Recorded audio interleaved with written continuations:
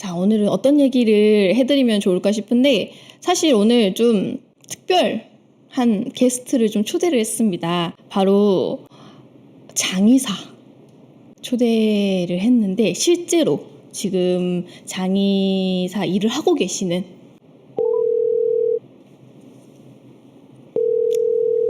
여보세요? 안녕하세요. 네, 잘 들리시죠? 네, 지금 잘 들립니다. 처음에 이 일을 어떻게 시작했는지.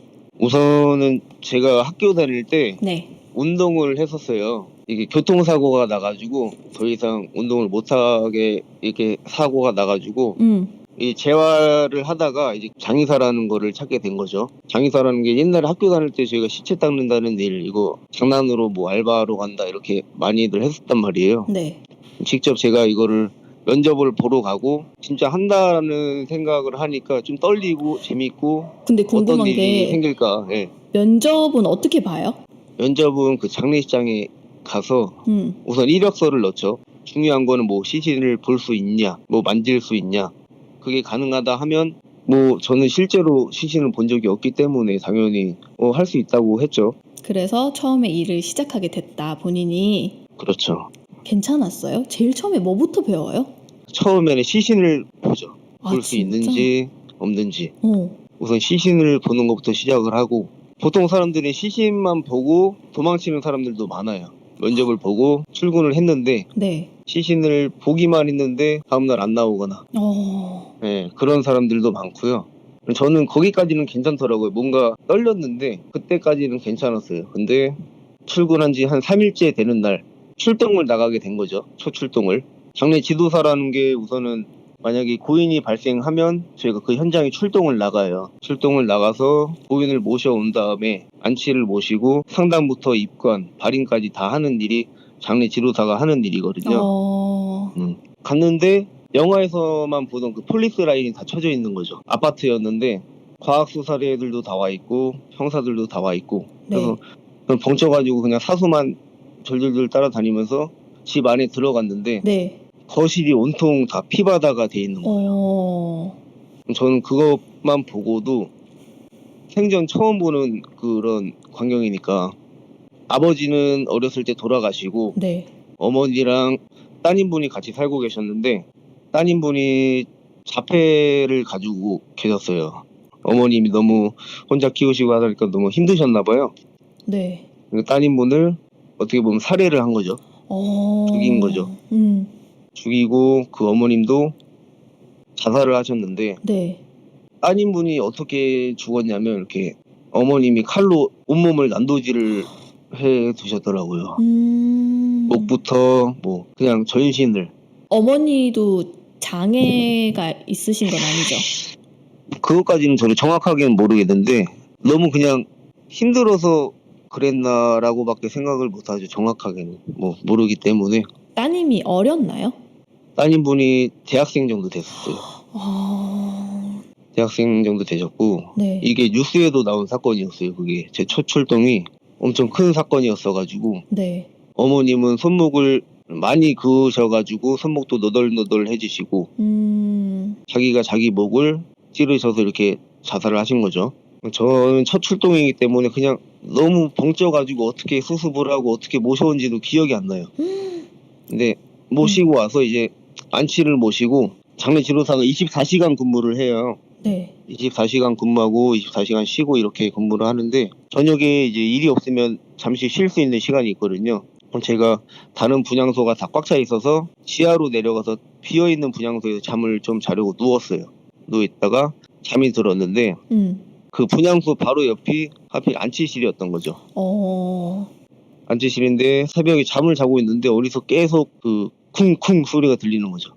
쿵쿵 소리가 들려서 뭐지 하고 무시하다가 다시 계속 자고 있었는데 계속 쿵쿵 소리가 들리는 거예요. 그래서 어디서 나는지 일어나서 어디서 나는지 확인하고 있는데 안치실에서 나는 거예요. 이 소리가. 네.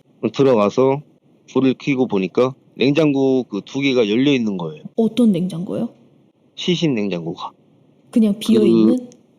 저희가 모셔온 고인분 2명의 시신 냉장고가 열려 있는 거죠. 아, 진짜로? 네.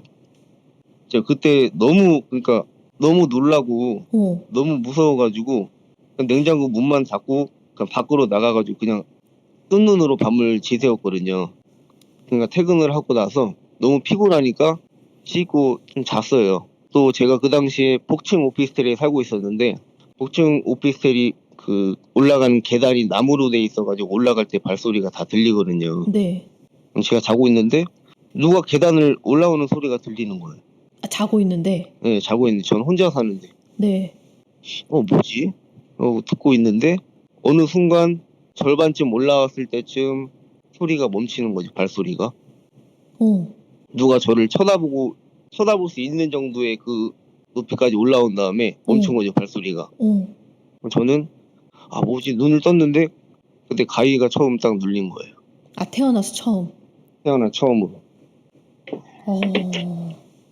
그래서 눈을 이렇게 몸을 못 움직이니까 그 눈을 이렇게 돌리면서 아래쪽을 계단 쪽을 이렇게 봤는데 어. 누가 저를 쳐다보고 있는 느낌이 들더라고요, 계속. 어. 그게 한 3주 정도 지속이 됐어요. 아, 3주 동안 계속 가위에 눌린 거예요? 네, 3주 동안 계속 가위에 눌리고 쿵쿵 소리 나고 쿵쿵 소리 나고 쳐다보고. 출근해서는 잠도 못 자고. 어. 그러니까 3주 동안 제가 10kg가 빠졌어요, 체중이. 네, 10kg가 빠져서 이 일은 나랑 진짜 안 맞는가 보다. 진짜 이제 그만둔다고 말해야 되겠다. 그래서 이번 주까지만 하고 그만둔다고 말씀을 드리고 그 다음 날인가 그 시신을 입관을 제가 했어요.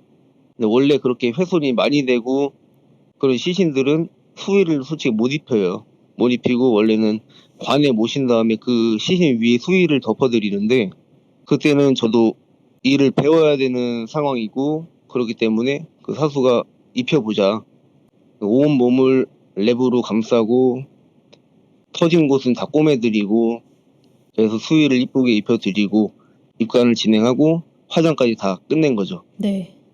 근데 그 뒤로부터 진짜로 말도 안 되게 가위도 안 눌리고 일도 술술 잘 풀리는 거죠. 근데 저는 궁금한 게 왜 3주나 거기 안치실? 네네. 3주 동안이나 있었던 거예요? 그게 원래는 3일장이 기본 3일장인데 네. 그분들이 또 가족분들이 없으셨어요. 그러니까 엄마랑 딸만 있는 상태에서 그렇게 두 분 다 돌아가셨기 때문에 이제 가족이 없는 상태니까 무연고자로 처리가 된 거죠. 그렇기 때문에 시간이 그 정도가 걸렸던 거예요. 3주 정도. 무연고 처리가 되면 구청이나 뭐 동사무소 그러니까 구청에서 연락이 와서 공문이 내려오면 저희 장례장 직원들이 장례를 대신 치러드리는 거예요. 그렇게 해서 진행이 되기 때문에 3주 정도 시간이 걸린 거고요. 그럼 3주 동안은 계속 아까 얘기했던 거기 안에 그렇죠. 냉장고에 계실 때 계속 그냥 가위 눌리고 계속 그랬던 거죠. 잠도 못 자고. 그럼 궁금한 게 시체를 방금 터진 걸 꿰맨다라고 표현했잖아요. 네. 그건 어떻게 하는 거예요? 말 그대로 저희가 살이 찢어지면 병원에 가서 꼬매잖아요. 네. 그거랑 똑같다고 생각하시면 돼요. 똑같은데 입관할 때 꼬매는 그 바늘이 좀 커요. 크고 둥근 형태로 돼 있다고 해야 되나? 네, 그걸로 실로 해가지고 다 꼬매드리고 만약에 다리나 팔이 절단된 분들이면 저희가 부목이나 이런 걸 대가지고 다 만들어드리고 네, 그렇게 해서 다 수의 입히고 다 하는 거예요, 이렇게. 근데 보통 이렇게 훼손이 많이 된 시체는 그렇게 너무 세세하게 안 꼬매고 그냥 랩으로 감싼다. 그렇죠. 왜냐하면 진물이 많이 나와요. 돌아가시게 되면 시간이 좀 지나게 되면 온몸에 진물이 많이 나오시고 온몸에 물집이 잡혀요. 아, 진짜? 네. 온몸에 물집이 잡히고 진물이 나오고 그 물집이 다 터지면 이제 부패가 시작이 되는 거거든요. 그렇기 때문에 수의를 입힐 수가 없는 상태인 거죠. 예를 들면 칼로 이렇게 목이나 뭐 배나 이런 데가 찔리면 다 찢어지잖아요. 살들이 찢어지고 손목도 너덜너덜해지고 네, 그거를 꼬매는 거죠. 그런 거를. 그런 말이 또 있어요. 현장을 많이 나가던가 출동을 많이 나가시는 분들이 하시는 말이 겨울에는 눈이 내려서 길에 눈이 있잖아요. 네. 이렇게 현장 많이 다니시는 분들은 음. 여름에도 눈을 봐요. 왜? 이 현장을 출동을 나가면 우선은 여름에는 날이 덥기 때문에 구더기가 생겨요. 네. 이 구더기가 한 3일만 지나면 생기거든요. 3일만 시신이 방치가 되면 이제 구더기가 생기기 시작하는 거예요. 장판도 파고 들어가고 벽에도 달라붙어 있고, 그렇게 오래된 고인을 모시러 현장에 들어가면 방 안이 그냥 하얗다고 보면 돼요. 그냥 눈밭이라고 생각하시면 돼요. 구더기로. 시체에만 있는 게 아니라 주변 부까지 전부 다. 그쵸. 다 퍼지는 거죠, 그냥. 그때는 장화 신고 들어가서 시신의 위에 있는 구더기만 이렇게 다 털고 이 시신만 빨리 모시고 나오는 거죠. 벽에도 다 파고 들어가고, 특수 청소 아니면은 이게 수습이 불가하다고 생각하시면 되죠. 안 무서우세요? 지금은 뭐 적응이 돼서 무뎌진 거죠. 하도 많이 이렇게 사건 현장을 나가고 하니까. 냄새도 되게 심하다고 하는데 진짠가요? 그렇죠. 냄새도 엄청 심하고요. 제일 심한 냄새가 우선은 부패된 시신.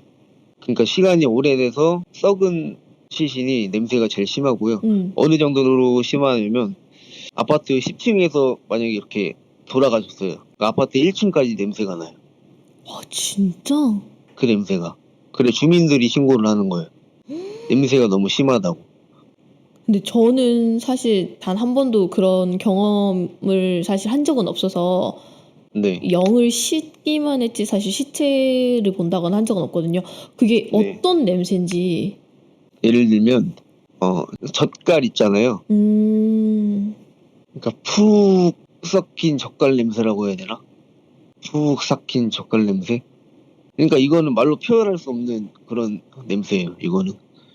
냄새가 너무 심해서 현장에 잠깐만 들어갔다 나오면 온몸의 냄새가 다 배길 정도니까.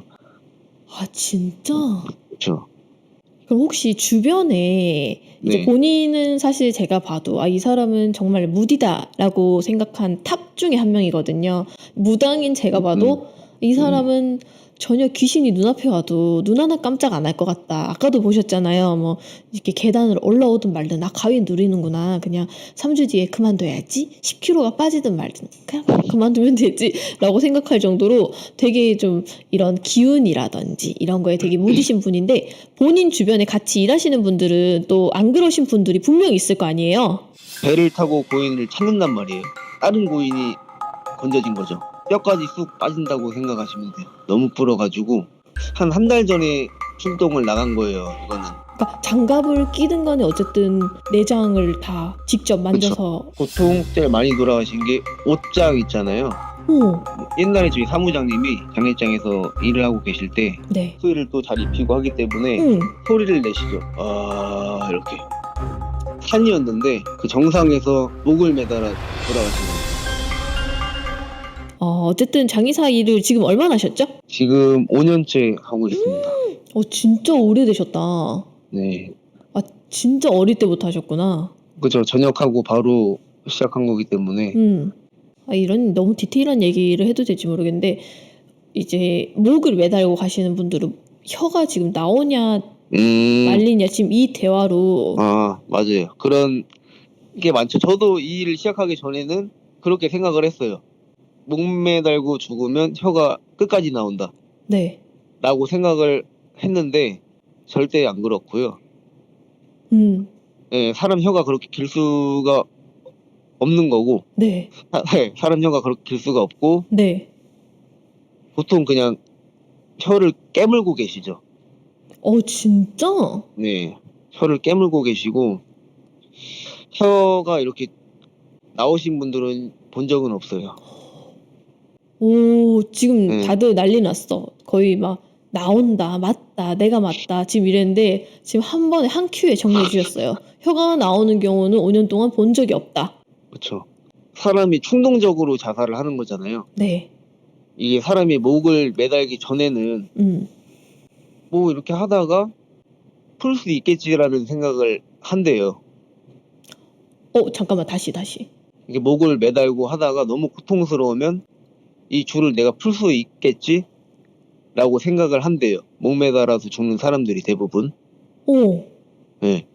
근데 목을 매달고 죽으면, 그러니까 몸부림칠수록 더 점점점 쪼이는 게 그거거든요. 절대 풀 수가 없고, 어, 대부분 생각하시는 게 목 매달면 높은 곳에 매달고 영화에서 TV에서 나온 것처럼 네, 올라가서 이렇게 한다라고 맞아. 생각을 하시는데, 네, 제가 그렇게 목 매달아 돌아가신 분은 한 손에 꼽고요. 네. 보통 제일 많이 돌아가신 게 옷장 있잖아요. 오, 옷장에 옷 거는 거기랑 욕실 안에 수건거리. 생각보다 되게 낮네요. 그쵸? 발도 다 닿는 그런 위치에서 많이 돌아가세요. 아니, 우리가 생각했을 땐 보통 의자를 밟고 그렇죠. 올라가서. 그런 분들은 손에 꼽아요. 정말로. 진짜? 네. 너무 충격적인데? 그렇기 때문에 몸부림 칠수록 점점 쪼이기 때문에 이게 아무리 땅에 발이 닿아도 풀 수가 없는 거죠. 이미 눈이 돌아버린 상태에서 누가 침착하게 그걸 풀 수가 있겠어요. 어. 지금 근데 다들 아니 발이 닿는데 어떻게 죽지? 이러고 계시거든요. 그 상황이 되면 어. 과연 침착할 수 있는 사람이 몇이 될지. 어. 그러니까 이 정도로 발이 닿으니까 나는 죽을 리가 없다라는 어느 정도 가능성을 갖고, 그쵸? 그렇죠. 그냥 충동적으로 하는 거죠. 충동적으로 시도를 했다가 실제로 아까 얘기하신 것처럼 이게 목이 더 쪼여오게 되고 하니까 눈이 돌아가면서 점점 뭔가 다리를 딛거나 서거나 하는 그런 판단이 서지 않게 된다. 그렇죠. 그래서 실제로 현장에 나가보면은 우리가 생각했던 것처럼 이런 높은 의자를 두고 이 발이 안 닿아서 돌아가시는 경우보다는 발이 충분히 닿는데도 불구하고 옷장이나 수건거리 같은 데에 목을 매달고 그렇죠. 가시는 분들이 많다. 그렇죠. 라고 지금 5년 동안 장의사를 하신 전문가세요. 이분은 어느 누구도 따라갈 수가 없어. 그러니까 이 채팅창에 어떤 분이 아니에요, 이래요, 저래요, 난 이렇게 들었어요 해도 이분의 지금 현직자이기 때문에 그렇다고 하네요. 근데 이거는 어느 정도 저도 사실 이렇게 사람이 돌아가신 현장은 보지 못하지만 어쨌든 뭔가 영을 싣거나 해보면은 좀 놀라운 게 나는 죽을 생각이 크게 없었어. 특히 자살하신 분 같은 경우에는 그렇게 되게 많거든요. 네. 나는 죽을 생각이 없었고 나는 되게 억울하다라는 그런 감정들이 느껴지는 경우가 많은데 아무래도 좀 자살하시는 분들 중에서 실제로 막 나 진짜 죽을 거야, 나 진짜 끝낼 거야 하시는 분들보다는 이렇게 충동적으로 진짜 하시는 분들이 많은 거죠. 그렇죠. 대부분 술에 만취 상태로 그렇게 충동적으로 하시는 분들이 많이 계시죠. 맞아. 이건 진짜 맞습니다. 충동적으로. 그렇게 실제로. 현장에 나가보면 무조건 술병들이 좀 많아요. 아, 우선 술병이. 술을 음주를 하신 상태이신 거죠. 이렇게. 너무 무섭네요. 근데 이 직업에 대해서 음, 루머라고 해야 되나? 그런 말도 많고 뭐 궁금하신 것도 많을 것 같아요. 그쵸. 지금 사실 채팅창이나 이렇게 저도 개인적으로 또 궁금한 게 많은데 이거를 이래요? 저래요? 라고 좀 물어보기가 좀 조심스러운 부분도 분명히 있어요. 아무래도 좀 고인 분들이고 안 좋게 돌아가신 분들이 그렇죠. 많다 보니까 호상보다는. 네. 그래서 이런 것들이 궁금한 것들이 많은데도 불구하고 조금 꾹꾹 참는 것도 분명 있거든요. 근데 여러분 오늘 이렇게 29살의 훈남 장의사분을 섭외하는 건 정말 어려운 일이었습니다. 여러분 궁금한 게 있으면 마음껏 물어봐 주세요. 제가 대표로 철판 깔고 물어볼게요. 본인이 가장 지금 생각나는 그 현장. 산이었는데 그러니까 그렇게 엄청 높은 산은 아니었어요. 네. 뒷동산 같은 그런 산이었는데 그 정상에서 목을 매달아 돌아가신 거죠. 나무 위에서. 아, 산에 가서. 네. 네. 그거는 저희가 또 구두 신고 정장 입고 일을 하니까 그 상태로 정상까지 올라가서 또 고인을 모시고 내려오고 이런 것도 있고. 그럼 나무에 목을 메시고 가신 거잖아요. 그렇죠. 그냥 등산객이 보고 신고를 한 거죠. 아. 그러면은 직접 그 시체는 어떻게 내려요? 시체는 한 명이 나무 위로 올라가서 줄을 끊고요. 아, 진짜? 네, 한 명은 그 아래서 들고 있죠. 아, 줄을 끊었을 때 떨어지지 않게. 발을 잡고 있는다? 그렇죠. 무서운데? 그럼 밑에서 하고 잡고 있으시는 분들이 여러 명이서 잡아요? 사람이 몇 명 있냐에 따라 다른데 음. 그쪽 현장에 뭐 경찰분들이 좀 계신다 하시면 같이 내릴 때도 있고, 만약에 저희 2명만 갔다 하면 2명이서 하는 거죠. 그럼 위에서 줄을 끊으면은 그 시체가 이렇게 통 하고 떨어질 거 아니에요? 그렇죠. 그렇기 때문에 아래에서 딱 잡고 있는 거죠. 안 떨어지게. 아, 그럼 꽉 잡고 있어야 되네? 그렇죠. 넘어지면 저도 같이 넘어지는 거기 때문에 네. 예, 그렇게 안 되게끔 꽉 붙잡고 있어야죠.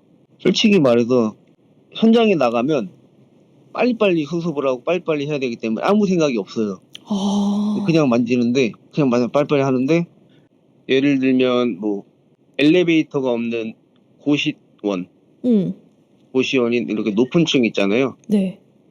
거기서 덩치 큰 분이 돌아가시면 모시고 내려와야 되잖아요. 그럼 계단으로 진짜로 2명에서 낑낑대면서 그냥 모시고 내려오는 거예요. 그 단가라고 있어요. 그 사람들 뭐 다치고 교통사고 나면 앰뷸런스에 태우고 가잖아요. 네네. 그 단가, 응, 판때기, 응, 응, 응. 거기에다가 모시고 그거를 들고 내려오는 거죠. 아, 근데 그 고시원 5층에서 두 분이서만. 그렇죠. 2인 1조이기 때문에 대부분 2명에서 나간다고 생각하시면 돼요. 저 하나 더 궁금한 게 채팅창에도 어떤 분이 써주셨는데 혹시 염하다가 이런 시체가 갑자기 눈을 뜨거나 아니면은 갑자기 일어나거나 진짜 팔이 갑자기 뻗거나 하는 경우가 있는지. 그런 거는 없고요. 와. 그런 건 있어요. 저희가 경직이 되다 보면 몸을 풀어드려야 수위를 또 잘 입히고 하기 때문에 응. 몸을 풀어드릴 때 소리를 내시죠. 아, 이렇게. 아, 진짜로? 그쵸.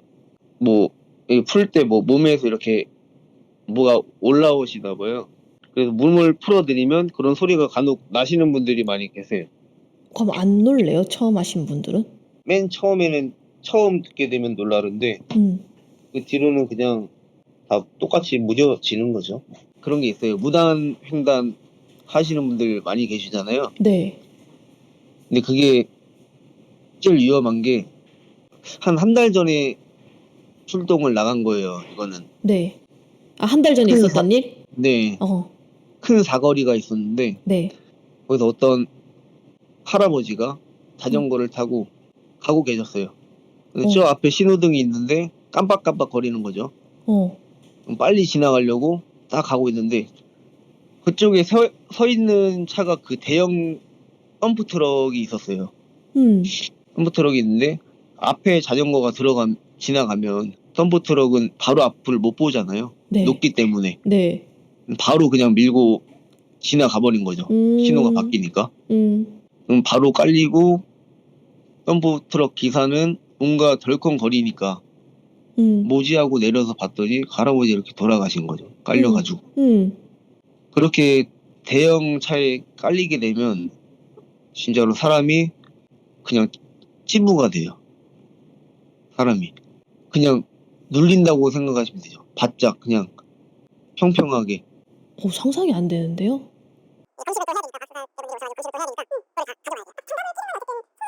본인 주변에 이런 장이 사시는 분들 중에 귀신 봤다는 얘기 좀 풀어주시면 안 될지. 뭐 쎄한 느낌은 많이 든다고는 하시는데 어떤 때? 뭐 안치실이나 뭐 옛날에 저희 사무장님이 다른 장례장에서 일을 하고 계실 때 네. 새벽에 잘 곳이 없어서 안치실 옆에 참관실이 있었대요. 안치실 옆에 어떤가요? 참관실. 참관실. 안치하는 거를 참관해서 볼 수 있는 그런 참관실이 있는데 네. 그쪽에서 주무신 거죠. 네. 근데 뭐 그때 뭐 안치돼 있던 사람을 영혼을 봤다 이런 얘기인 거죠. 뭐 이런 무서운 건 아니고요. 이런 얘기를 하면서도 이렇게 웃는 이 남자. 아, 저 같은 경우는 많고 하니까 예. 저는 사실 무당이 되기 전부터 장례식장을 안 가거든요. 네. 그 이유가 저 같은 경우에는 이제 장례식장에 갔다가 거기서 깜빡 잠이 들었었어요. 근데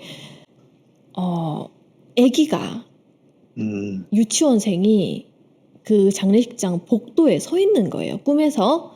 근데 네. 노란색 이 전형적인 그 유치원생 모자를 쓰고 노란 가방을 뒤로 메고 뒷모습이었어. 서 있는 거야. 근데 저는 막 아기를 막 이렇게 이뻐하거나 그런 잘 못 다루니까 애를 그래갖고 아기가 왜 있지 않은데 내가 이상하게 다가간 거예요. 그 아기한테. 그래서 그 아기를 귀엽다고 이 위에를 모자 위를 이렇게 딱 만졌는데 아기가 뒤로 싹 도는데 여기가 새카만 거예요. 나를 이렇게 올려다보는데. 그래서 너무 그때 20살밖에 안 됐었는데 네. 제 지인이 자살을 했던 그 장례식장이었거든요. 근데 그때 깜짝 놀래서 이제 깼던 경험이 있었는데 그 뒤로도 제가 간혹 귀신을 볼 때는 여기가 저는 이쪽이 다 새카맣게 눈 위쪽이 있잖아요. 네. 다 새까맣게 보이더라고요. 그래서 이분은 최소 공동묘지에서 혼자 주무실 수 있을 듯. 맞나요? 그거는 저도 좀 무섭죠. 그건 또 무섭대요. 어여와. 안녕하십니까. 무당된 지 이제 10일 차예요. 네, 안녕하세요. 화진선녀입니다. 요즘 점은 잘 보고 있어? 네, 어때? 봐보니까. 제 말 한마디 한마디에 뭐가 많이 달라지는 거잖아요. 그 사람들이. 그래서 많이 생각하고 좀 조심스럽게 얘기를 많이 하게 되는 것 같아요. 하지만 난 걱정 안 해. 왜냐면 이 친구는 명리학을 정말 잘 보기 때문에 명리학을 보면서 또 영을 뜨거든요. 그래서 나는 걱정하지 않아. 근데 네 말이 일리가 있는 게 정말 무당의 말 한마디에 한 사람의 인생이 바뀔 수도 있는 부분들이 분명히 있잖아. 그래서 오늘의 주제는 바로 무당예요? 무당예요? 그게 뭐예요?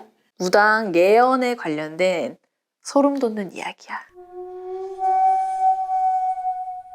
지연이라는 친구가 있어. 이 지연이라는 친구는 굉장히 자기가 자랑스러워하는 사촌 언니가 있었어. 근데 그 사촌 언니가 어릴 때부터 동네에서 인기가 되게 많았던 거야. 저희 사촌 언니는 어릴 때부터 되게 예쁜 걸로 유명했었어요. 그래서 무슨 빼빼로데이나 무슨 날에도 막 방학 가득 받아오고 그랬는데 공부도 되게 잘해서 저희 친척들이 언니는 커서 무조건 미스코리아 나가야 된다 그럴 정도로 되게 엄친딸 같은 그런 언니였어요. 어느 날 이제 지연이라는 친구가 학교를 갔다가 집에 돌아왔는데 그 사촌 언니의 엄마지, 그러니까 이모지, 지연이한테는. 근데 이 이모가 막 잔뜩 화가 나 있는 거야. 왜요? 갑자기? 그러니까 지연이는 궁금하잖아. 왜냐면은 이모가 그렇게 화가 난 모습은 처음 봤거든. 그래서 이모가 왜 이렇게 화가 났지? 하고 눈치를 살피면서 이제 얘기를 들어보니 이모가 용한 집에 점을 보러 간 거야. 그런데요? 점을 보러 갔는데 저는 저희 이모가 그렇게 화난 모습을 처음 봤거든요. 근데 이모가 아는 사람한테 듣고 되게 용한 집에 처음 점을 보러 갔대요. 근데 그 점집이 일반 점집처럼 간판이 있고 그런 게 아니라 되게 산 같은데 웅집? 초가집? 되게 다 쓰러져가는 그런 집 같은 거였는데 되게 점집인지도 알아보기 힘들 정도로 산에 있는 그런 곳이었는데 이모가 주소만 받아들고 어렵게 찾아가신 거예요. 그래서 이모가 가족들 점 보고 그리고 사촌 언니 점을 봐달라고 했대요. 근데 그 점집에서 이제 딸의 생년월일을 딱 불러주자마자 갑자기 엽전을 팍 던지더니 야, 너네 딸 지금 그렇게 잘 나가지? 너네 딸 좀 있으면은 기저귀 찰 거야. 기저귀 찰 거야. 잠시만. 근데 소름 돋았어. 소름 돋아. 근데 어떻게 그렇게 말을 해요? 기저귀 찰 거야 라는 얘기를 했대. 이게 무슨 말일까? 병상에 누워있는다? 약간 반신불수가 된다는 얘기야? 기저귀를 찬다? 애기 귀신한테 빙의가 돼? 진짜? 그건 아니야? 그니까 말 그대로 그냥 갑자기 너네 딸 몇 년 뒤에 기저귀 찰 거다 이랬다는 거예요. 그니까 저희 이모 입장에서는 좀 어이없잖아요. 그래서 그게 무슨 말이냐 되물었더니 무당이 너네 딸이 지금은 되게 예쁘고 잘 나가고 그렇겠지만 제가 아직도 기억이 나는 거는 꽃이 곧 꺾여서 시들 거다. 그러니까 뭐 피어있는 기간이 길지 않으니 그때까지라도 잘해라. 막 이런 식으로 막말 아닌 막말을 막 퍼부었던 거죠. 갑자기 처음 본 무당이 막 던지면서 막 폭언을 막 쏟아내니까 엄마가 너무 화가 나는 거야. 그래갖고 이 엄마가 당신 이거 생년월일 잘못 본 거 아니냐. 이건 내 딸이 아니다. 뭐 혹시라도 뭐 굿시키거나 그렇잖아. 굿을 하라거나 막 그런 얘기 할 거라서 혹시 이런 식으로 얘기하냐 했더니 무당이 비웃으면서 나는 할 생각도 없다고. 그리고 당신 딸은 그거에서 나아지지도 않는다고. 해달라고 해도 나는 해줄 생각이 없다고 그러더래. 이 엄마 입장은 정말 기분이 어떻게 보면 더럽잖아. 왜 그런 거야? 응. 이 엄마가 너무 화가 나갖고 막 부들부들 막 떨면서 주체가 안 되더라는 거야. 그 자리에서. 그랬더니 무당이 복비도 필요 없고 그냥 가라고. 가시라고. 그냥 당신 뭐 됐다고 약간 되게 이모를 안타깝게 어떻게 보면 좀 불쌍하게 보면서 가시라고.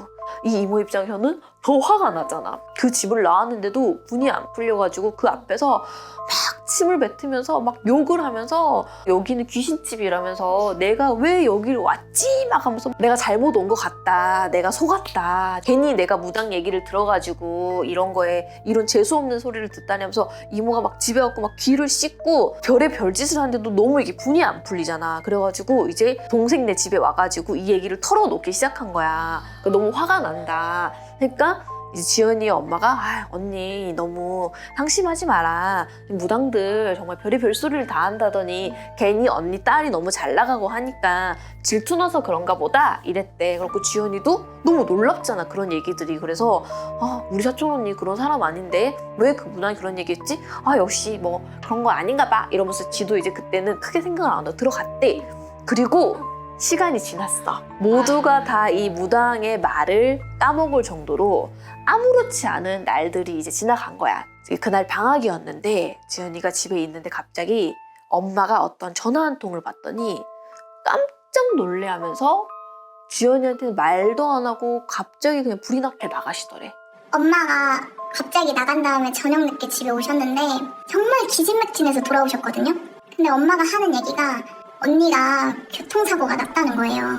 사촌 언니가요. 그래서 지금 의식불명인 상태라고. 그 무당말을 맞았어? 진짜? 나 지금 소름 돋았어. 어떡해? 그때는 그 무당이 그걸 다 까먹고 있었대. 너무 큰일이 났으니까. 갑자기 의식불명이 됐다니까 가족들이 다 깜짝 놀라서 어떻게 이랬는데 다행히 며칠이 지나서 언니가 의식이 돌아왔대. 그리고 상태가 호전이 되더래. 다행히. 그래서 중환자실에서 이제 일반 병실을 옮길 수 있을 정도로 괜찮아졌는데 문제는 이제 언니 얼굴이 사고가 나면서 그 아스팔트 바닥에 거의 이렇게 미끄러지듯이 되면서 얼굴이 완전 다 갈린 거야. 코뼈는 물론이고 광대뼈까지 다 부러지고 그냥 얼굴이 뼈가 다 부러지고 피부도 다 그냥 벗겨지고 완전히 그렇게 돼버린 거야. 그래도 깨어난 거에 가족들이 다 깨어난 거에 감사하자. 지금은 그때는 막 얼굴 신경 쓰고 그럴 때가 아니니까 깨어난 거에 감사하자 했는데 몸은 회복이 되는데 얼굴이 회복이 안 되는 거야. 모르겠어요. 지금은 성형이나 그런 게 많이 발전했지만 그 당시에는 성형이나 그런 게 많이 발전했을 때가 아니었거든요. 그래서 뼈 부러진 거 겨우 맞추고 피부 찢어진 거 봉합하고 그런 것만 했었거든요. 그래서 언니 얼굴에 흉이 진짜 많이 남았고 제가 한참 뒤에 언니를 봤을 때도 그때도 화상 되게 심하게 입은 사람처럼 얼굴에 막 꿰맨 것처럼 그런 흉터들이 엄청 많고 빨갛게 막 피가 뭉쳐있다고 해야 되나? 피가 되게 피떡진 것처럼 그런 얼굴로 진짜 얼굴이 심했었어요. 왜 우리 눈 주변에 이것만 바뀌어도 얼굴형이 완전히 바뀌잖아. 거의 생김새가 많이. 눈 모양, 코 모양, 얼굴형은 물론 말할 것도 없고 거기다 피부까지 뭔지 알지? 재생이 제대로 그치. 그래가지고 이 친구가 사촌 언니인 걸 알면서도 이렇게 눈이 마주치면은 눈을 막 피하게 되고 막. 그러니까 사촌 언니도 그게 느껴지는 거지. 하물며 가족도 이런데 바깥 사람들은 얼마나 더 힘들겠어. 그러다 보니까 밖을 자꾸 안 나가게 되고 언니는 집에만 있고 타고나기 전에는 되게 좋은 회사에 직장 취직도 되고 서울로 게다가 남자친구랑 결혼도 얘기가 나오고 있었다는 거야. 자신감이 떨어지니까 당연히 헤어지게 되는 거지. 완전 내리막길만 계속되는. 그치. 그리고 직장도 취업도 어떠한 것도 준비를 안 하게 되고 집에만 이제 갇혀있게 되는 거지, 이 친구가. 그래서 세상과 점점 단절하기 시작했던 거야. 당연히 취업도 안 될 뿐더러 그때 남자친구랑도 결혼 얘기 나오고 있었는데 당연히 무산됐죠. 그러니까 언니는 점점 더 집 밖으로 안 나오게 되고 원래 흉터 치료도 받고 그래야 되는데 언니가 안 받고 그러니까 이모랑 이모부도 혼낼 수가 없잖아요, 언니를. 그러니까 언니가 점점 술에 손을 대게 된 거예요.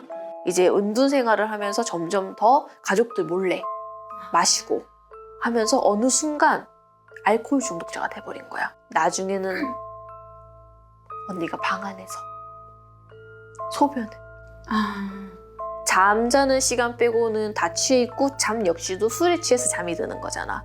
그러니까 나중에는 자기가 화장실을 가고 이런 것도 구별을 거의 못할 정도로 하다 보니까 결국은 진짜 기저귀를 채우게 된 거야, 실제로. 어머. 그러니까 가족들이 그 전까지는 그 무당의 예언을 다 잊고 있었다가 이제 시간이 지나면서 이게 딱 생각이 난 거야. 그때는 가족들이 그 무당이 한 말을 떠올리지를 못했었어요. 왜냐하면 무당이 한 말을 주의 깊게 들은 사람이 아무도 없었거든요. 기억을 못했죠. 근데 언니가 기저귀를 차고 나중엔 알코올 중독 때문에 정신병원까지 되게 들어가게 됐는데 그제서야 그 무당이 했던 말이 생각이 나는 거예요. 그래서 이모가 너무 깜짝 놀라서 다시 그 점집을 찾아가 보셨대요. 근데 거기가 번호나 간판이 있는 곳이 아니라고 했잖아요. 그래서 주소만 알고 있으니까 다시 힘들게 찾아갔는데 점집은 온데간데 없고 그냥 빈 집만 남아있었다고 하더라고요. 그래서 주변 사람들한테도 물어봤는데 다들 아무도 모른다고 해서 그 이후에는 더 이상 찾아볼 수가 없었다고 해요. 그 언니는 결국은 나중에는 정신병원에 들어가게 된 거지. 왜냐면 집에서 컨트롤이 안 되니까 아예 정신병원에 들어가서 호전이 되면은 다시 밖으로 나오고 또 술을 몰래 손을 대기 시작하니까 또 다시 정신병원에 들어가고. 그러니까 정말 완전히 삶이 달라졌던 거야, 이 가족들한테는. 대학생 한창 예쁠 나이에 세상에. 소름 돋아. 언니는 그 이후로 정신병원에서 좀 괜찮아져서 다시 일상생활도 해보고 노력을 되게 많이 했는데 알코올 중독이 심하다 보니까 그게 쉽지는 않은 것 같더라고요. 그러던 중에 남자들이랑 만나서 술 마시고 하면서 아기가 생겨버린 거예요. 근데 문제는 아기 아빠가 누군지 모르는 거예요. 언니가 항상 취해 있었으니까. 그래서 결국에는 언니가 애 낳고 아기는 이모네 가족들이 키우게 되고 언니는 또 정신병원에 들어가게 돼서 지금은 입원했다가 퇴원했다가 반복하고 있어요. 어떻게 보면은 이걸 용하다고 해야 되는 것 맞지. 용하긴 용하지만 조금은 소름 끼치게 무서운 무당의 예언이 아니었나. 그런 예언 받으면 진짜 너무 무서울 것 같아. 그치. 근데 어떻게 보면은 정말 인생이 완전히 바뀌어버린 거잖아. 그러니까 예언을 들었을 때는 그거를 당연히 얼토당토 안 하는 소리라고. 그럼요. 그때 당시에는 상상도 못할 정도로 내 딸이 너무 멀쩡했고 그리고 내 딸은 어딜 가나 자랑이었는데 뭐야 여기 갑자기 내 딸을 보지도 않고 니네 딸 기저귀 찰 거야 이러는데 어느 부모가 20년 안에 하겠어. 맞잖아. 그치. 그래서 이제는 네가 이쪽 일을 하니까 너도 분명히 이런 일을 또 경험할 수도 있을 거야. 나는 있었어. 나 같은 경우에도 암에 걸려서 오셨는데 자기가 이제 죽을지 안 죽을지에 대해서 여쭤봐셨거든. 근데 너무 안 좋은 게 보였는데 그 말을 못 해주겠는 거야. 당신 죽어요, 이 말을. 그래서 실제로 점을 보러 오시는 분들 중에 미래가 되게 안 좋은 사람들이 있어. 그러면은 그런 분들은 솔직하게 말을 못 해줘. 그러니까 계속 돌리게 돼, 말을. 질문에 대한 답을 알아, 나도. 바보 아니야, 아는데도 계속 돌려. 그럼 이 사람은 더 답답해서 아니 그거 말고 이거는 뭐냐고요. 이거는 이러면서 말을 돌리게 돼. 그럼 이 사람 입장에서 뭐야, 안 보이나 보네? 못 보네? 이러면서 이제 화가 나는 거야. 근데 사실은 당신 되게 안 좋아. 당신 내년에 회사에서 잘리고 당신 내년에 정말 금전적으로 힘들어질 거고 당신은 가족이랑도 되게 안 좋고 외톨이 신세가 될 거야. 이 말을 그러니까 이 말을 어떻게 해? 그 당연히 회사 같은 경우는 조금 위기를 있을 수는 있으나 의지로 잘 이겨내시고 이렇게 얘기를 하니까 아니 그거 말고 언제 돈 버냐고요. 이게 궁금한 거야. 승진 언제 하냐고요. 근데 내가 계속 말을 돌려서 하니까 아 뭐야 안 보이나 보네? 못 보네? 이렇게 되는 거야. 그래서 무당이 말을 유독 돌려서 한다거나 본인이 생각했을 때 조금 답답해. 왜 말을 저렇게 질문을 못 알아듣지? 라고 할 때는 오히려 반대로 의심해 볼 필요가 있다. 오늘 사연은 그래서 무서웠어? 네. 저 소름 돋아서 몇 번을 털어냈는지 모르겠어. 기저귀 찰 거야. 그 제일 무서웠던 거. 어서 오세요. 안녕하세요. 네. 오늘 제가 들려드릴 얘기는 그림 속. 무서워. 그림이 움직여요? 아니 그림 속에 비인에 귀신이 있는 거 아니야? 설마? 자, 이 사연을 보내준 사람은 여성분이고 가명으로 희수 씨라고 할게. 이건 제 남자친구의 친한 형이 겪었던 일인데, 이제 저희가 셋이 다 같이 술을 마시고 있다가 갑자기 뜬금없이 오빠가 무서운 얘기를 해준다는 거예요.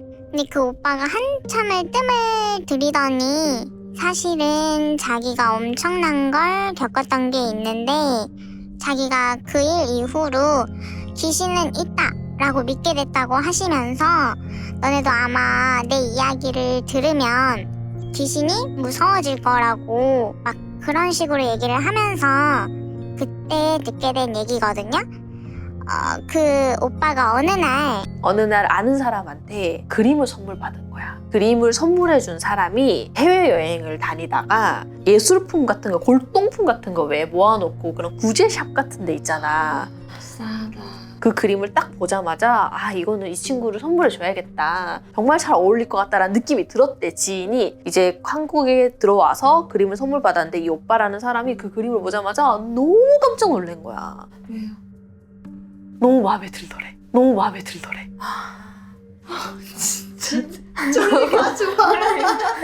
아니 그 오빠가 그 그림을 선물을 받자마자 진짜 너무 마음에 들었다는 거예요. 그래서 오빠가 말하기로는 사람도 왜 처음 보는 사람인데 낯이 있고 좀 편한 사람? 약간 그런 사람 있잖아요. 근데 그거는 물건인데 좀 원래 알고 있던 것처럼 보자마자 너무 마음에 들고 막 마음도 편안하고 그렇더래요. 크기가 약간 A4용지만한데 그 그림이 어떤 여자가 하나 서 있대. 여자가 한 명 그림 속에 서 있는데 그 모습이 뒷모습인데 왜 이렇게 탁 뒤로 돌아보려는 듯한 그런 모습 있잖아. 그래서 얼굴이 바람에 이렇게 머리카락이 가려져갖고 얼굴은 보이지 않아. 근데 뒷모습인데 고개를 돌리려는 듯한 검은 바탕에 그 여자가 가운데 이렇게 서 있는 그런 그림이었던 거야. 너무 생동감 있고 그 여자가 정말 금방이라도 이렇게 뒤돌아볼 것만 같은 그런 느낌이 들고, 그리고 한눈에 봐도 너무 비싸 보였대. 그리고 되게 오래된 느낌이 들었대. 막 그림에 뭔가 일가견이 있거나 그런 것도 아닌데도 이 그림은 뒀다가 어느 정도 시간 되면 돈이 되겠다 라는 생각이 들 정도로 완전 그 그림에 그냥 받자마자 너무 마음에 든 거야. 좋은 그림은 처음이니까 자기가 이걸 어디다 두지 하고 고민을 하다가 처음에는 현관 앞에다 뒀대. 그리고 나서 이제 씻고 나왔는데 그 그림을 딱 쳐다보는데 현관 앞에 두기가 너무 아깝더라는 거야. 언니. 그분 집이 마치 복층이었어. 위에가 이렇게 층고가 낮잖아. 이거를 이렇게 안고 위로 올라가서 자기가 층고가 낮으니까 매트리스 하나만 있을 거 아니야. 보통 복층이 다 그렇잖아. 그래서 거기에 그 자기가 자는데 옆에다가 그 그림을 액자 이렇게 세워놓은 거야. 그러니까 잘 때 옆을 돌아보면은 그 그림이 보일 수 있도록.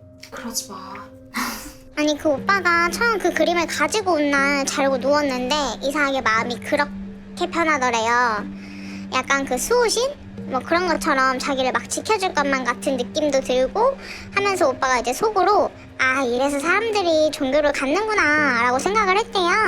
이제 그래서 그날은 어쨌든 잠을 잘 잤고 다음날 회사에 갔을 때도 그 그림을 까먹고 있다가 퇴근할 때쯤 되니까 갑자기 막 그림이 생각이 나면서 신기하게 빨리 집에 가고 싶다라는 거예요.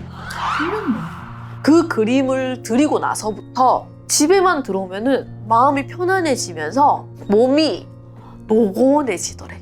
이상하게 퇴근만 하고 오면은 빨리 자고 싶고 빨리 눕고 싶고 빨리 뭔가 침대에 그냥 위로 올라가고 싶은 그런 생각이 들어서 아 진짜 저 그림이랑 나랑 맞나보다.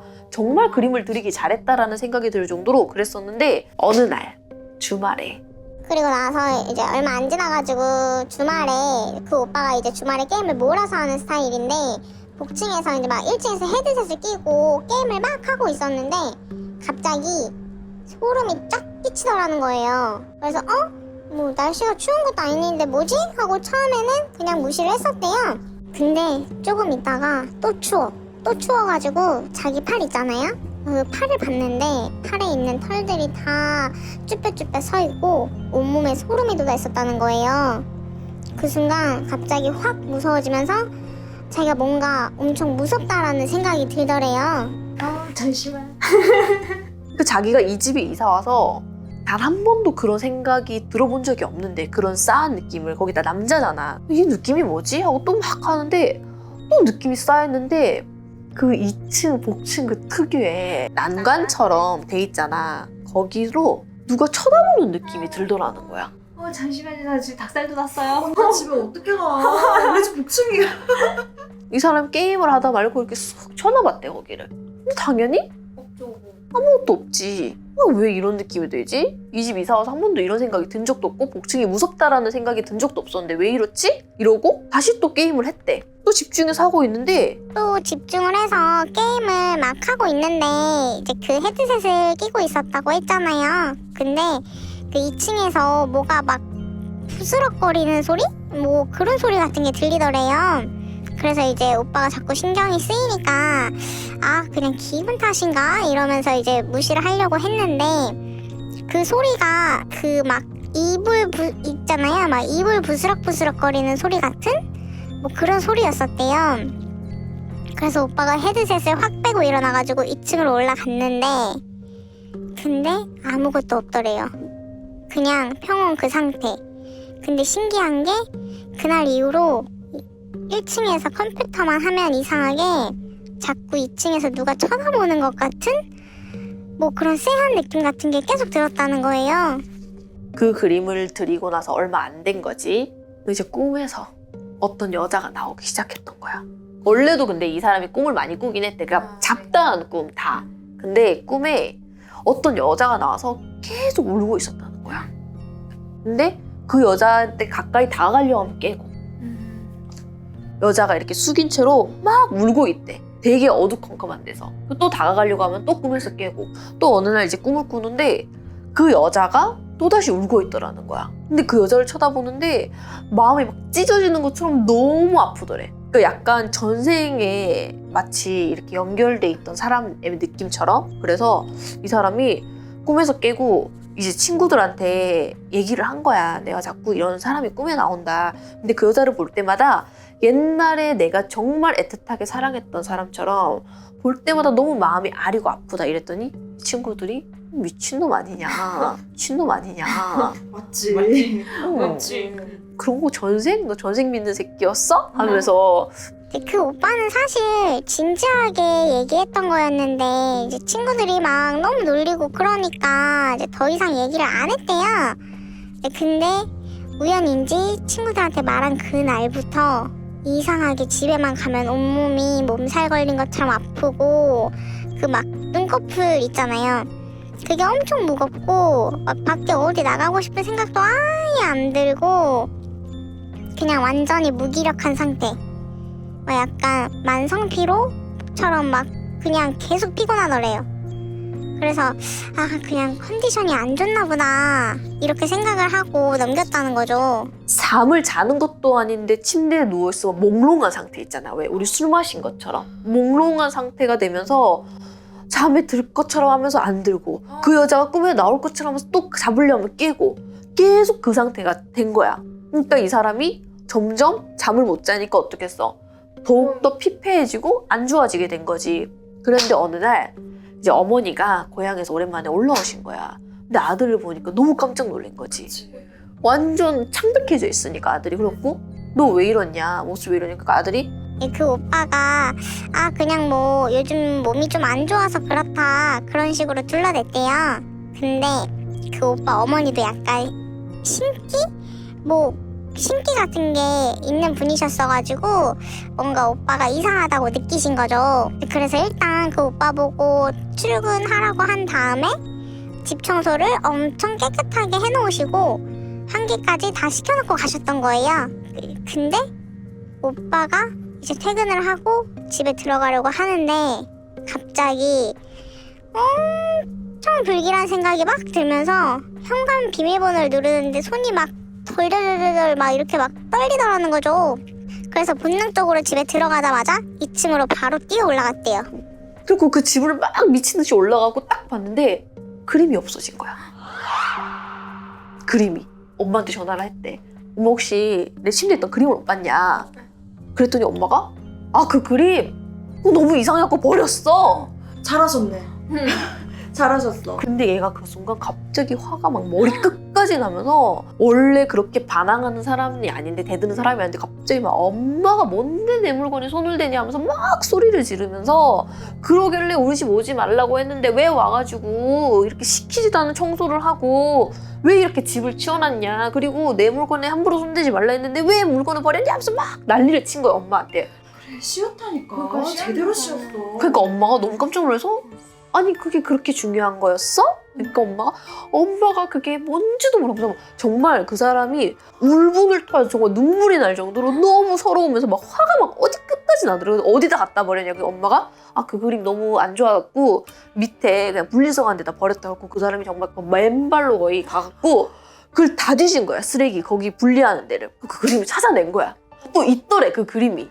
큰일 날 뻔했다. 그러니까 자기의 약간 수호신의 느낌이 들더라는 거야 그때는. 그러니까 이 그림이 나를 지켜주고 나한테는 되게 좋은 영향을 끼치는 건데 엄마 어떻게 그럴 수가 있지 하면서 올라오면서도 막 욕이 그렇게 나오면서 엄마는 그래서 엄마가 그렇게 살고 그러니까 아빠랑 이혼도 하고 어머. 지나고 나서 생각해보니까 정말 미친놈인 것처럼 폭언을 쏟아내면서 이제 집으로 온 거야. 그래서 그림을 정말 또 닦아가지고 자기 책상에 둔 거야. 또 그 매트리스 옆에다가. 어느 정도 또 시간이 좀 지났겠지? 어느 날 엄마가 자기가 어디 가야 되는데 좀 태워다 줄 수 있냐 하더래. 갑자기 서울에 어디를 가야 되는데 엄마랑 약간 좀 그런 일이 있었잖아. 근데 또 아들들은 또 막 사과하거나 그러진 않잖아. 그렇고 좀 서먹하기도 한데 또 자기가 그때 미안했던 것도 또 있으니까 알겠다 하고 엄마가 말하는 데 주소를 찍고 이제 거길 갔대. 그때 갔는데 전집? 맞아. 엄마가 느낌이 안 좋으셨나 보다. 그치.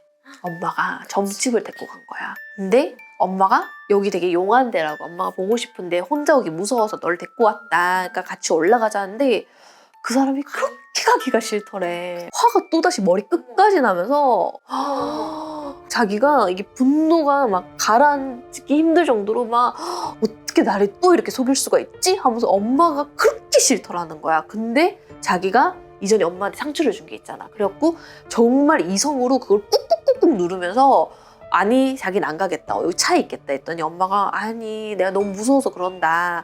따라가자. 좀만 그러면 가서 옆에서 기다려만 달라 이러더래. 그리고 자기가 너무 화가 나는데 또 엄마 보면 불쌍하기도 하고 그러니까 따라갔대. 거기를 따라갔는데 자기는 약속한 것처럼 이제 밖에 거실 같은 데 앉아있고 엄마만 이제 점을 보러 들어갔는데 그 오빠는 이제 밖에 뭐 어디 현관 뭐 그런 현관 같은 데 있고 어머니만 혼자 방으로 들어가셨는데 이제 그 순간에도 막 자기를 거길 데려온 엄마한테 화가 났다가 근데 또 좀 이게 이렇게 화가 날 일인가? 이런 생각이 들었다가 아무튼 자기 감정이 엄청 왔다 갔다 하더래요. 근데 좀 있으니까 엄마가 들어갔던 방에서 어떤 남자 무당이 나오더니 오빠 쪽으로 걸어오더래요. 그러면서 이제 얼굴 가까이까지 와서는 오빠를 뚫어져라 쳐다보더니 갑자기 맞네, 맞아 이랬다는 거예요. 뭐가 맞는 거야? 뭐가 맞겠어? C인 거? 그치. 비밀제 제대로. 그리고서는 이제 다시 그 오빠는 혼자 현관에 남아있고 어머니랑 그 무당이랑만 둘이서 어디로 들어갔는데 이제 다시 조금 있으니까 나오더래요. 그러면서 그 남자 무당이 이제 이 오빠한테 가까이 오더니 너 좀 괜찮아질 거야. 막 그런 식으로 얘기를 하더래요. 근데 이제 그 오빠 말로는 자기가 그 점집 그 향냄새? 뭐 그런 냄새라고 해야 되나? 뭐 그런 절 냄새? 약간 그런 것 때문에 그런지 아니면 진짜 그 무당 말 때문인지는 아직 잘 모르겠는데 아무튼 그 당시에는 막 속이 토할 것처럼 울렁울렁거리고 막 되게 불편했다는 거예요. 근데 이제 좀 앉아있으니까 나아져서 엄마랑 같이 점집을 나왔는데 신기하게 정신이 좀 맑아지는 그런 느낌이 들더래요. 그래서 이제 신기해하면서 집으로 엄마랑 같이 왔는데 엄마가 갑자기 이 오빠 보고 2층에 그 여자 그림 있잖아 이러면서 그 그림 엄마 주면 안 돼? 이렇게 엄마가 잘 보관해놨다가 다시 돌려줄게 뭐 뜬금없이 그렇게 얘기를 하더래요. 근데 이 오빠가 그 그림에 엄청 집착을 했잖아요.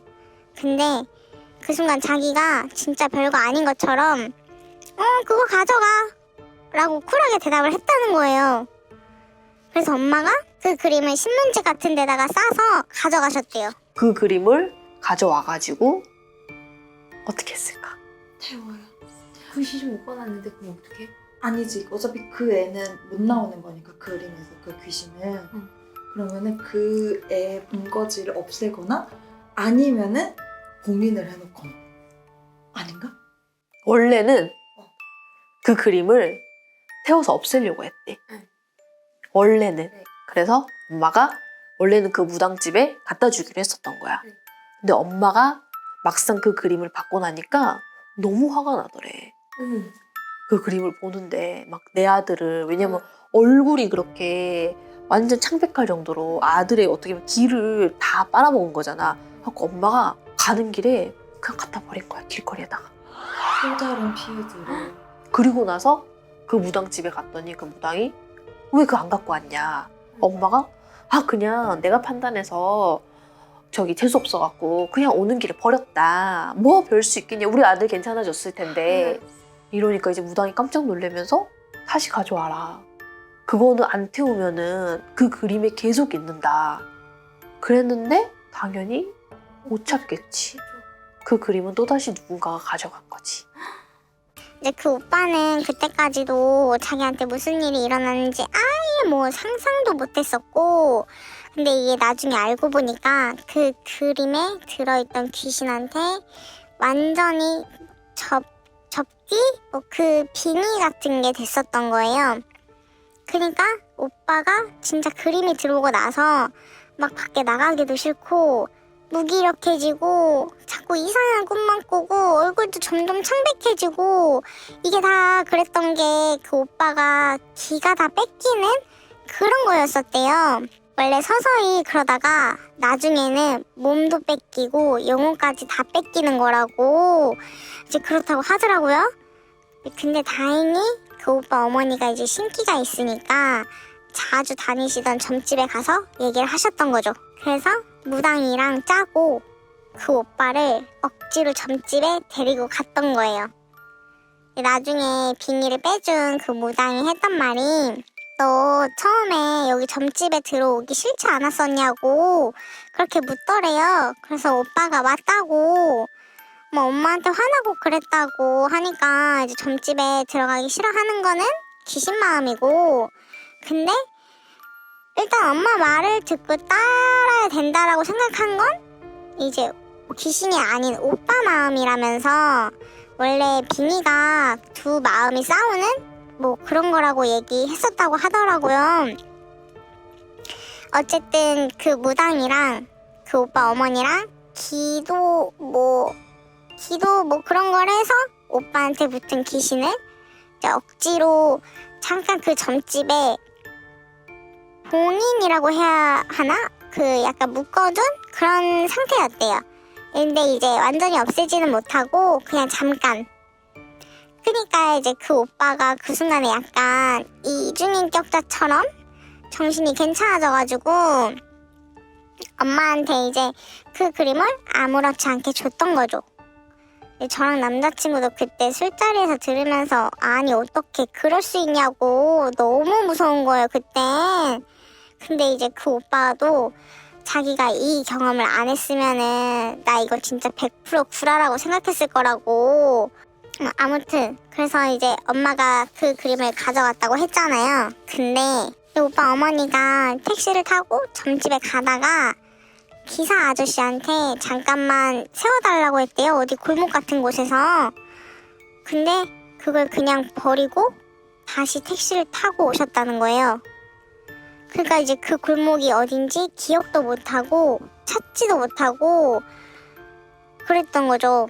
그 오빠도 엄마의 행동은 자기도 이해가 안 되는데 뭐 사실 자기 행동도 이해가 안 되는 건 많으니까 할 말은 없었다는데 그래서 이제 그 무당이 아니 왜 그랬냐고 그러면서 이제 어머니한테 막 뭐라고 했대요. 근데 그 어머니가 그냥 그러고 싶었다 뭐 그런 식으로 얘기를 하셨다는 거예요. 그럼 그 엄마도 잠깐 동안에 씌인 거 아니에요? 그치. 그 귀신이 자기 없애기 싫으니까. 맞아. 어머 나 자기 진짜 집을 소름 없애기 돋았어. 싫으니까 자기가 돌아갈 곳이 있어야 되니까 이 엄마가 가져가면 자기는 죽는 거 알지? 그치. 그러니까 이 엄마한테 씌어서 버리게 한 거야. 그러니까 어디서부터 꼬였냐면은 네 말이 맞아. 이게 사실은 그 아들이 왔을 때 바로 빼냈어야 돼. 근데 어때? 아들이 반감이 너무 크잖아. 지금은 들어오기 뭐 법당에 들어가지도 않겠다 하고 다 싫다고 그러니까 그 정확하게 어떻게 했는지 모르겠지만 이제 그 사람 말로는 잠깐 그냥 이성을 잡을 수 있을 만큼만 잠깐만 정신 차리게 해놨던 거야. 그러니까 아들이 집에 갔을 때 그림도 줄게요. 가져가세요. 이랬던 거지. 하지만 귀신이 완전히 묶여있는 거는 사실 불가능한 거지. 이거를 잠깐 이 사람한테 그냥 나오게만 한 거지 사실은 정확하게 묶어둔 건 아니지. 그 엄마가 그걸 보자마자 갑자기 다 자기도 같이 빙의가 된 거지. 그러니까 화가 나고 이 그림을 찢어버리고 싶지만 그냥 갖다 버려야겠다라는 생각이 든 거야. 그 그림을 뜬금없는 데다 갖다 버리고 무당한테 가서 했던 얘기 듣고 무당은 어이가 없는 거지. 내가 그걸 분명히 가져오라고 했는데 근데 이거는 진짜 실화일 가능성이 훨씬 더 높은 게 내가 검수를 해도 높은 게 실제로 진짜 빙의는 이래. 정말 안 빠지려고 악을 써. 이런 얘기 해도 될지 모르겠지만 빙의 구슬하잖아. 취소되는 건이 정말 많아. 할게요. 안 할게요. 할게요. 안 할게요. 이런 경우가 정말 많아. 용한 선생님들 옆에서 보면은 특히나 이런 테마 전문을 해주시는 선생님들을 옆에서 지켜봤을 때 저 진짜 죽을 것 같아요. 당장 할게요. 이랬다가 1시간 지나면 아니요. 저 안 해요. 제가 그걸 왜 해요? 딴 사람인 것처럼. 그래놓고선 또 다음날 되면은 제발 저 살려주세요. 저 하겠습니다.